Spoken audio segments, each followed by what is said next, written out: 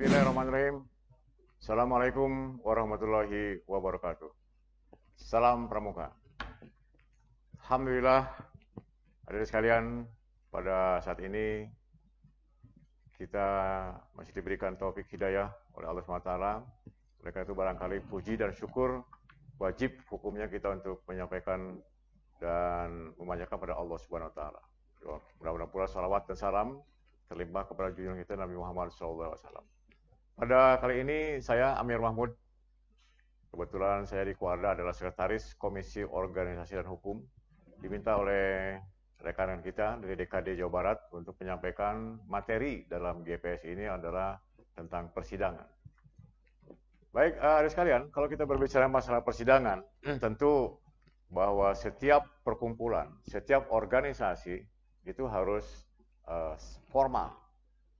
Apakah itu di dalam pertemuan untuk menentukan hasil dan sebagainya. Makanya kalau dalam persidangan di sini banyak sekali komponen-komponen yang harus kita lakukan atau kita miliki. Karena kebetulan adik sekalian sebagai penegak dan penegak itu merupakan sumber daya manusia yang potensial. Yang betul-betul punya pemikiran mindset yang hebat, apalagi di zaman teknologi canggih ini. Ya tentunya juga tidak terlepas daripada bimbingan daripada orang dewasa, para pembina, para orang tua dan lain sebagainya. Jadi saya katakan bahwa adik-adik semua itu merupakan sumber daya manusia yang potensial, yang perlu diarahkan, dibina, dikembangkan untuk menjadi manusia-manusia pembangunan yang berjiwa Pancasila, manusia pembangunan yang beriman, bertakwa, hebat, apalagi sekarang pada saat persaingan di globalisasi ini. Nah, satu di antaranya ketika bahwa ada sekalian nanti sebagai sumber daya manusia yang potensial yang hebat nanti harus memiliki berbagai macam pengetahuan. Di antaranya ilmu. Ilmu, karena adik-adik semua tergabung dalam satu gugus depan, ya, ambalan, atau di dewan kerja, baik itu dewan kerja ranting, dewan kerja cabang, dewan kerja daerah, bahkan dewan kerja nasional, atau paling di bawahnya dewan ambalan. Ini harus tahu tentang bagaimana cara mengambil suatu keputusan. Nah, di sini ada aturan disebut dengan persidangan. Ya, persidangan, ya. Nah, istilah-istilah dalam persidangan banyak.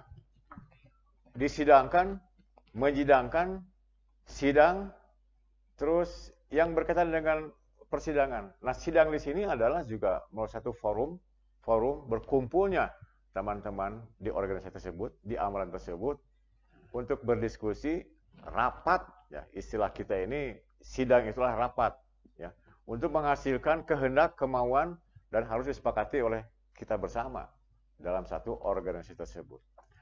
Nah, ada sekalian di dalam aturan umum itu persidangan itu ada 9, ya, di antaranya adalah istilah-istilah sidang dalam persidangan, kemudian ada tertibnya. Nah, kenapa kita belajar tertib? Karena pramuka juga harus tertib. Kemudian ada peserta sidangnya, ada pimpinan sidang. Pimpinan sidang itu yang disebut dengan presidium, ya, presidium sidang. Termasuk juga bagaimana caranya mengetuk palu. Nah, selama ini kan kakak sendiri sering masih perhatikan kalau misalkan rapat atau sidang di ambalan itu ya asal ya udah setuju aja gitu kan, tanpa mengetuk palu. Nah, itu adalah satu persyaratan persidangan. Kemudian jenis persidangan, sidang apa yang akan dilakukan, ya. Ada sidang pleno, ada sidang paripurna, ya, ada sidang komisi, ya, dan nanti kita bahas. Termasuk juga quorum. Nah, kalimat quorum, adik-adik sekali masih banyak juga yang mengatakan forum. Nah, beda quorum sama forum gitu. Kalau quorum itu batas, ya, batas yang hadir. Kemudian quorum itu adalah batas melebihi kapasitas yang ditentukan dalam mengambil keputusan. Kemudian ada interupsi. Nah, ini juga masih banyak kakak mendengar ketika ada rapat ambalan atau sidang ambalan, bukan interupsi tapi instruksi. Nah, salah. Instruksi dan interupsi beda, artikulasinya berbeda, ya gitu kan. Dan tentu dari hasil keputusan sidang ini yang tadi saya sampaikan bahwa sidang itu adalah merupakan kesepakatan bersama, diskusi dan sebagainya dengan aturan-aturan main tadi, ada tatibnya, ada pesertanya, kemudian ada forum yang memutuskan atau tidak, itu ada sanksi. Jadi setiap hasil yang disepakati bersama itu juga merupakan suatu produk hukum untuk organisasi tersebut, ya, internal. Terus sekalian berkaitan dengan istilah-istilah persidangan. Kemudian yang berikutnya eh, yang berkaitan dengan istilah dalam persidangan. Itu juga ada yang disebut dengan skorsing. What is skorsing? Skorsing itulah pending. Cek bahasa Sunda nama dierengkeun heula gitu Pak. Dalam persidangan ya. Penundaan sidang. Misalnya gini, pada saat kita sedang melaksanakan sidang, kemudian ada azan misalnya ya pada siang hari. Azan zuhur. Nah, kita harus skorsing dulu. Kita untuk mendengarkan azan, bahkan kalau bisa langsung kita melaksanakan sholat dulu, di skorsing dulu. Nah, dalam skorsing ini bagaimana caranya untuk mengetuk palu gitu Pak. Tidak langsung ya kita skorsing dulu udah bubar semuanya, jangan gitu kan. Ada etikanya ya. Kemudian ada yang disebut deadlock. Ada sekalian. Deadlock ini adalah buntu. Jadi ketika si A berbicara tentang argumentasinya, si B berbicara tentang argumentasinya. Tapi tidak sepakat, itu yang disebut deadlock. Jadi buntu ya. Deadlock itu berhenti. Jadi tidak bisa ada jalan keluarnya. Bagaimana caranya agar deadlock ini juga dapat dilakukan? Nah, mencari solusinya dari mana solusinya? Ya tentunya ada yang disebut dengan lobby. Di lobby dulu, ngobrol heula lah cek bahasa orang mah gitu. Terus juga ada istilah dalam persidangan itu yang disebut walk out. Peserta keluar dari tempat persidangan. Kenapa?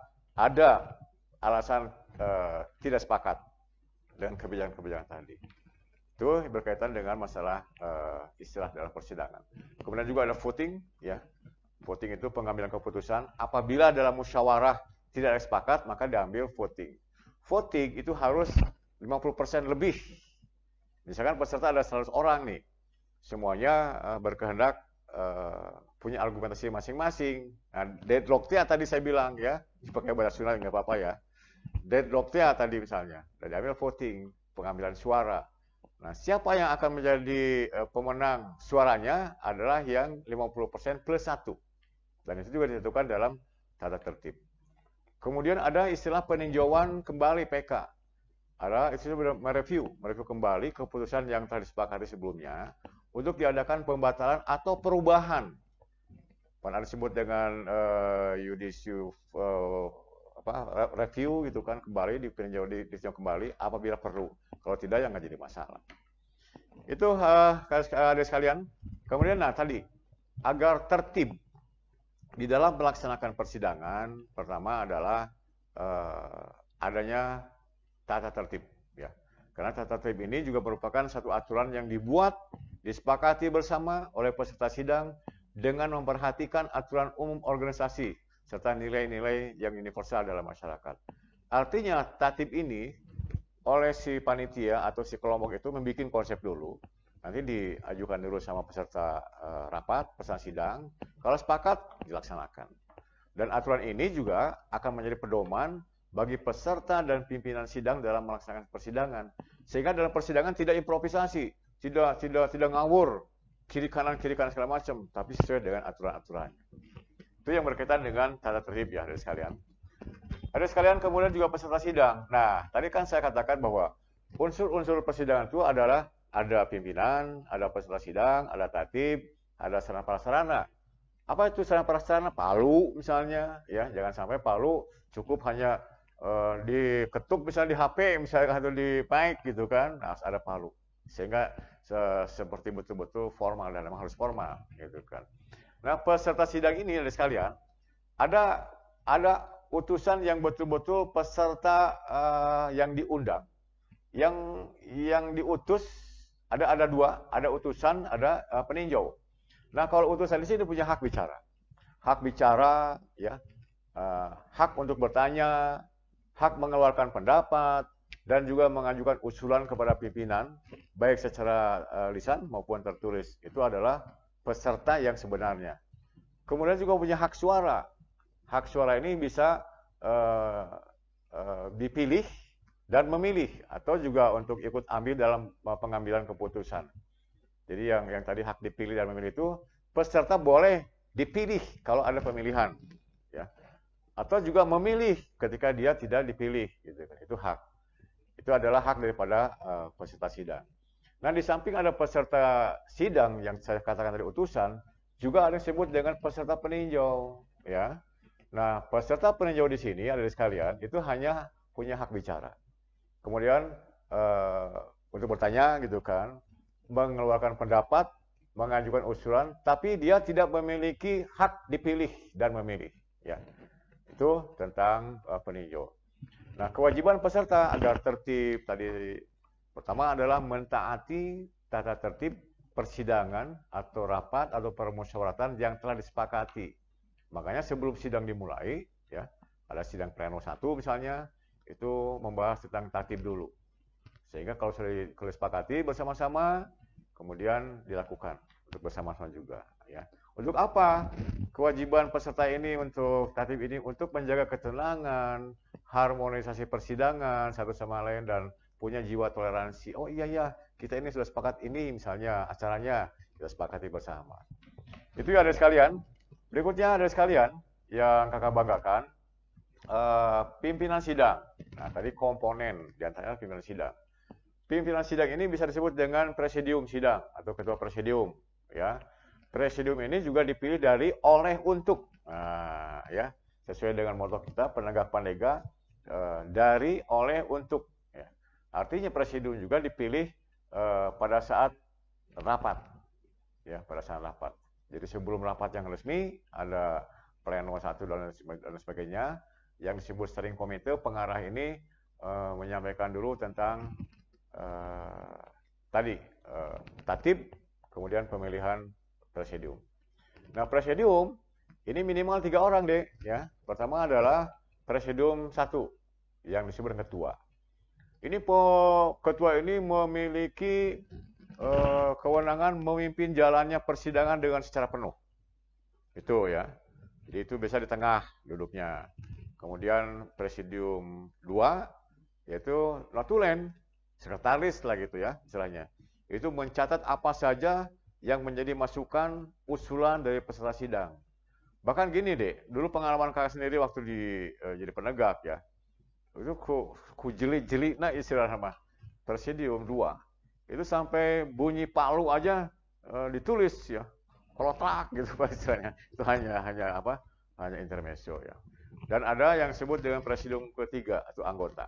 Ya, itu menunjuk peserta yang melakukan interupsi tadi sesuai dengan hierarkinya, sesuai dengan strukturnya gitu. Kalau ada misalnya interupsi, silakan gitu kan. Itu tidak harus ketua 1, tidak harus presidium 1, oleh presidium 3 yang menunjuknya. Oh silakan ada interupsi apa misalnya, gitu kan. Baik, berikut kemudian aturan. Nah ini ada sekalian. Berkaitan dengan aturan main ketukan palu, makanya dalam persidangan itu siapkan talenan untuk memukul palu. Ya. Nah, ada yang disebut dengan ketukan 1, ketukan 2, ketukan 3, bahkan ketukan berkali-kali, gitu kan. Nah, ketukan yang sifatnya membuka dalam sidang itu dibukanya sampai 3 kali. 3 kali. Misalnya dengan ini sidang pleno 1 saya buka dengan mengucapkan Bismillahirrahmanirrahim. Dead 3 kali. Ya. Itu 3 kali keputusan sementara. Yang kedua adalah ketukan-ketukan itu 1 kali ya. Maaf, 1 kali. Mengesahkan keputusan, menerima dan menyerahkan pimpinan sidang, misalnya dari pimpinan sidang 1 untuk sidang berikutnya menyerahkan kepada presidium yang kedua. Saya serahkan palu sidang untuk dilanjutkan oleh presidium kedua. Kemudian pukul 1 kali. Ya. Kemudian si presidium 2 menerima dengan mengucapkan Bismillahirrahmanirrahim, palu sidang saya terima 1 kali. Gitu kan. Tuh. Kemudian tadi ya penyerahan pimpinan, kemudian juga memberikan peringatan kepada peserta sidang agar tidak gaduh 1 kali. Itu ya. Kemudian ada sekalian, untuk mencabut, membatalkan ketukan terdahulu dianggap perlu, yaitu juga ketuk 1 kali. Misalnya tadi ada satu keputusan yang memang dibatalkan, tak olah bela istilahnya itu kan. Itu yang ketukan 1 kali. Ketukan yang 2 kali adalah mencabut skorsing. Misalnya tadi pada saat azan zuhur misalnya ya, untuk men-skorsing para peserta sekalian misalnya sehubungan dengan sudah datangnya waktu zuhur, waktu kita skorsing. Takol 2 kali, ketuk 2 kali, tes gitu kan. Itu pada saat istirahat atau pada saat deadlock, kemudian tidak ada solusinya.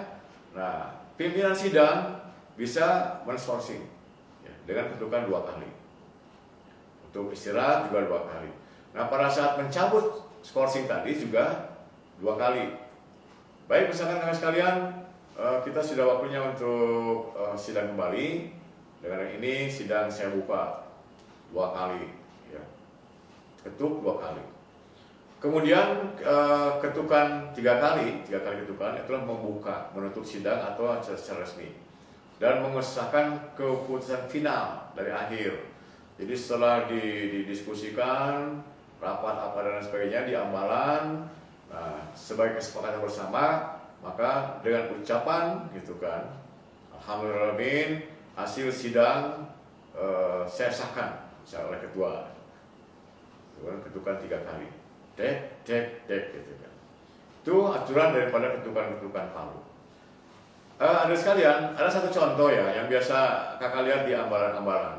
Nah, ini seperti di ambalan musyawarah ambalan Aditya Ambabuana di DKI Jawa Barat itu kan. Itu ada. Disebut dengan ini saya nyatakan dibuka sidang pleno misalkan 3 kali. Ya. Menutup sidang dengan ini sidang saya tutup dengan ucapan alhamdulillahirabbil alamin 3 kali gitu kan. Itu yang berkaitan dengan etika-etika. Tentu di dalam membuka menutup ini punya adat amalan masing-masing kan. Jadi tiap ambalan punya amalan masing-masing. Ini tidak baku ada sekalian. Jadi ini sebagai acuan sehingga tertib dalam mengambil cara tata krama untuk bersidang. Next. Dan itu skorsing tadi ya tadi. Kemudian mencabut. Nah, itu. Kemudian kita lihat ke sidang-sidang. Apa sih yang disebut dengan sidang? Sidang apa aja? Sidang banyak. Ya. Ada sidang tilang gitu kan. Kalau di polisi gitu kan. Kalau secara umum ada sidang pleno, ya. Sidang komisi dan sidang paripurna. Sidang pleno itu siapa aja yang hadir? Itu seluruh anggota. Sidang hadir, sidang pleno, seluruh anggota, misalkan juru adat, kerani, juru uang, kemudian juga para anggota di sangga-sangga, sidang pleno. Sedangkan yang disebut dengan sidang paripurna, itu adalah sidang hasil daripada sidang pleno tadi, setelah didiskusikan, diparipurnakan. Jadi peserta sidang pleno sama dengan peserta sidang paripurna. Hanya kalau di dalam sidang paripurna itulah menyempurnakan dan menegaskan daripada hasil sidang pleno. Dan ada disebut dengan sidang komisi. Sidang komisi itu ya sidang bagian. Misalnya gini, misalnya di dalam rapat musyawarah ambalan, kan biasa kalau dalam musyawarah ambalan, musyawarah cabang itu hanya 3 ya. Pertama adalah pertanggungjawaban, ya, laporan pertanggungjawaban. Yang kedua adalah program kerja, membuat program kerja ke depannya, dan yang ketiga adalah memilih ketua. Nah, ini masing-masing jangan diambil keseluruhan, dibagi masing-masing. Komisi 1 misalnya bidang tentang program. Komisi 2 tentang pertanggungjawaban. Komisi 3 tentang aturan main bagaimana cara memilih ketua sangga atau misalnya atau dewan ambalan dan sebagainya. Nah, satu sama lain harus saling mempercayai. Ketika hasil sidang ini selesai, maka dilaporkan kepada ketua sidang. Nah, di situ masih mentah. Karena setiap komisi ini bisa menyangga. Misalnya komisi 1 ketika dia sedang memberikan rekomendasi atau menyampaikan referensi, bisa disanggah oleh komisi yang lainnya, sehingga nanti akan jadi keputusan bersama, terwakili. Nah, itu disebut dengan jenis-jenis persidangan, kakak adik sekalian. Ya. Nah, tadi sidang pleno sudah, ya, dihadiri oleh sidang komisi juga sudah dan sebagainya, termasuk juga sidang paripurna, adik sekalian.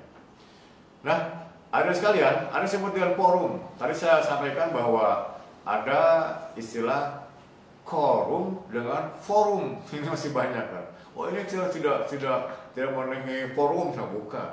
Kalau forum itu, kalau quorum itu adalah batas, ya, itu batas. Jadi setiap keputusan didasarkan atas musyawarah untuk mufakat. Namun saya sampaikan tadi semula, ketika tidak terjadi kesepakatan bersama, maka diambil voting. Nah, voting ini siapa yang menang? Ya, yang memenuhi quorum lebih dari setengah. Ya, misalkan 50, kalau misalkan peserta 100, 50 plus 1. Itu sudah menang pemenang dalam keputusan tersebut. Nah, bila pengambilan keputusan melalui suara terbanyak terjadi suara seimbang, ya, maka dilakukan lobby, ngobrol gitu kan. Mana yang terbaik di antara yang A dengan yang B tadi. Itu disebut dengan lobby. Lobby dulu dan sebagainya. Sehingga kita yang punya dasar negara Pancasila itu bermusyawarah, kemudian juga pramuka juga kan suka bermusyawarah kan, ya, suka bermusyawarah dan sebagainya, dan itu merupakan satu ajaran dari semua agama, terutama agama Islam selalu untuk mengedepankan musyawarah untuk mufakat. Itu ada sekalian. Berikutnya interupsi tadi ya, saya katakan bukan instruksi tapi interupsi. Interupsi itu ada berapa macam. Pertama adalah interruption point of order. Nah, bentuk ini adalah interupsi yang dilakukan untuk meminta penjelasan. Order, meminta penjelasan. Yang tadi misalnya gini, misalkan pimpinan sidang menyampaikan pidato atau program, kemudian dia tidak paham, dia bisa minta interupsi, angkat tangan. Interupsi pimpinan sidang. Interupsi sambil mengangkat tangan, tidak hanya dengan lisan tapi juga dengan gerak sehingga kelihatan dari kejauhan. Itu jadi interupsi point of order adalah interupsi untuk meminta penjelasan dari materi yang disampaikan oleh pimpinan sidang. Yang kedua adalah interruption point of information. Nah, bentuk ini adalah berupa informasi yang perlu diperhatikan oleh seluruh peserta, termasuk pimpinan sidang. Ya, peserta sidang termasuk juga pimpinan sidang. Interruption point of information. Dan yang ketiga ada disebut dengan interupsi, ada beberapa interupsi tadi. Interruption point of order, kemudian interupsi point of information, kemudian juga ada interruption point of klarifikasi. Clarification. Ini mengklarifikasi. Interupsi. Nah, bla bla bla dan sebagainya, tolong diklarifikasi yang tadi itu adalah salah misalnya. Itu termasuk juga yang keempat adalah ya interruption point of village, ya, personal. Nah, bentuk interupsi ini yang disampaikan bila pernyataan yang disampaikan oleh peserta lain sudah di luar pokok masalah dan cenderung menyerang secara pribadi. Nah, itu dihindari oleh kita. Nah, itu ada sekalian. Itu yang berkaitan dengan presidium sidang. Itu menunjuk peserta yang melakukan interupsi harus sesuai dengan hierarki di atas.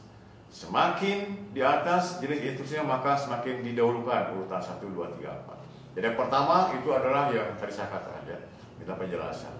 Yang kedua tadi tentang tentang klarifikasi, ketiga klarifikasi, dan yang keempat ini hindarilah ya, karena jangan sampai ada seperti tendensius antara satu sama lain saling menyerang. Hindari itu. Baik, ada sekalian, kita lanjut juga tentang macam-macam sidang di pramuka itu. Ada yang disebut dengan sidang musyawarah ambalan, kemudian sidparda gitu kan, sidang paripurna dewan kerja daerah misalnya, ada sidparca, ada muspanitra, musyawarah penegak putri dan putra ya, untuk memilih program dan sebagainya, memilih sebagai pimpinan.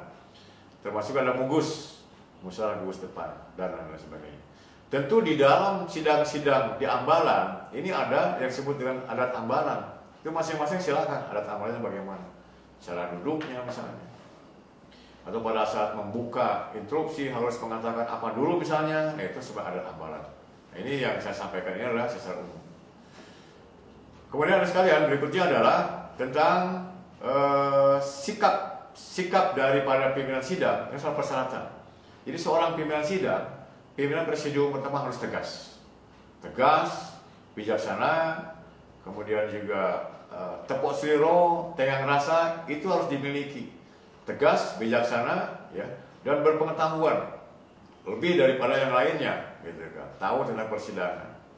Jadi kalau istilah orang Sunda, maaf saya ngomong, kalau misalnya Sunda, karena di Jawa Barat, ini setiap pimpinan harus punya hade gogok, hade tagok, hade mantog, gitu. Hal gogok artinya dalam hal bicara, gogok berbicara gitu kan. Bukan gogok dedok, bukan ya. Gogok bicara, tagok performnya harus tegas dan semuanya. Termasuk tadi mantap itu adalah kehendak, kemau, ya, bergerak dan lain sebagainya. Itu ada sekalian yang berkaitan dengan persidangan. Mudah-mudahan apa yang disampaikan oleh kakak ini bermanfaat, dan apabila ada hal yang berkaitan kurang berkenan, silakan ada sekalian bisa menyampaikan melalui website di Dewan Kerja Daerah. Dan selamat untuk melakukan geladian pimpinan sangga se-Jawa Barat. Mudah-mudahan Allah SWT selalu memberkati kita bersama dan kita diberikan kesehatan, keberkahan setiap saat. Demikian, Assalamualaikum warahmatullahi wabarakatuh. Salam Pramuka.